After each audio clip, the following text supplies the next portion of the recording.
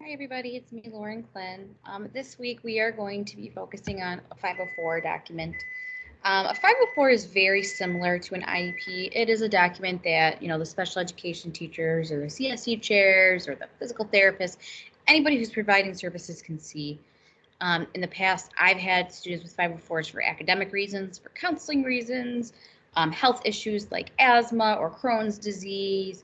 So usually a 504 goes to a student who's either their academics aren't super severe enough to make them qualify for an IEP, or they have some kind of health issue going on. A lot of students in the past, for me, 504s I have seen were for asthma.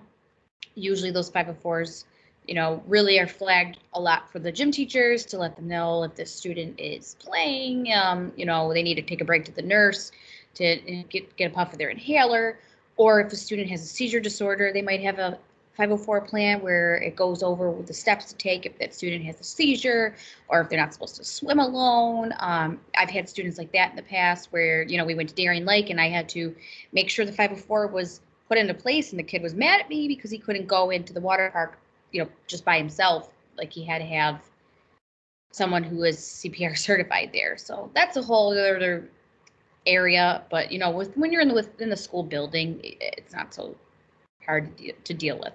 But today I am just going to show you a snippet of a 504 that I pulled off of IEP Direct for myself. Again, it is not an academic student; it is a health issue student. So that's our class syllabus, but right here is our 504 document. You will also find this on Schoology for yourself. So again, I just snipped it and I put these little blue things over the student's name so you can't see their name. This student has a section 504.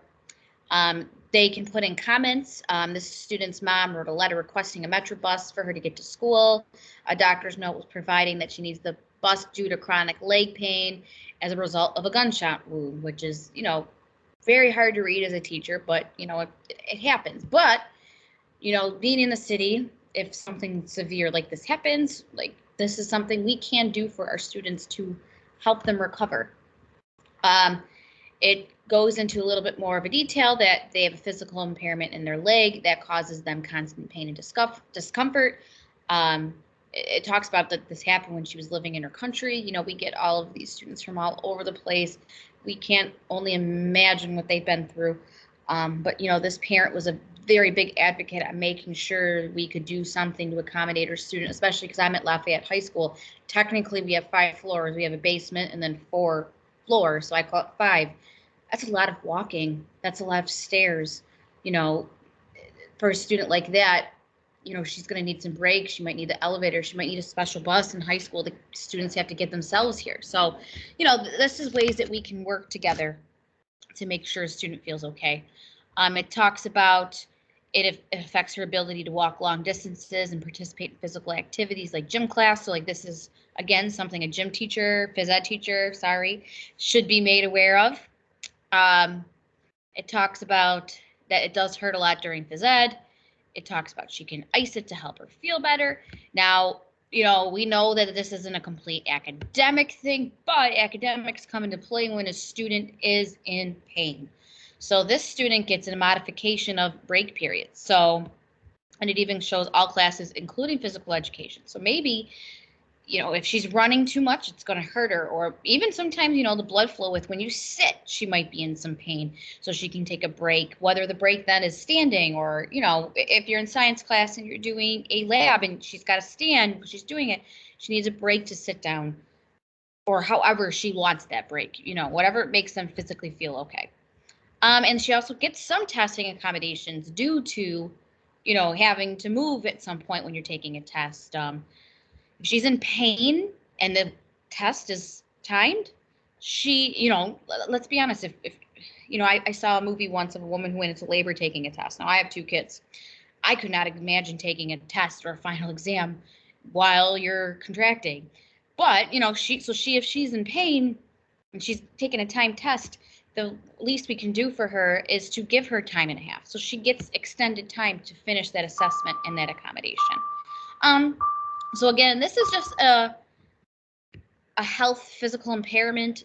504, there are some that have academic things on there. There are some that have counseling on it. There's some that might be for vision. Again, a 504 usually has a lot to do with health, sometimes academics. If it has academics on it, it's because a student isn't scoring low enough to really get an IEP. And I'll say as a special ed teacher, I have had to battle sometimes and make sure a kid who doesn't qualify for an IEP, but they need counseling, they end up with a 504. They get some modifications to their academics while getting the mental health that they need. So again, a 504 to me is kind of a shrunken down version of an IEP. It does tell you why the student has it. It gets right to the point, especially like this one, goes right to the point of what happened to her that causes her this chronic leg pain. So this week you are to finish watching this video, take a little short quiz and a discussion post.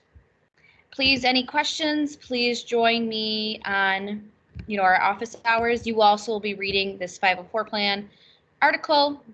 Again, it's a blueprint for how schools will support a student with a disability or a health impairment and cross those barriers of learning, and it gives them equal access. So again, you're just going to read through this so you can get a little bit of a better understanding of exactly what a 504 is, what they might have that the students didn't have, and you're going to answer a quiz and do a discussion post.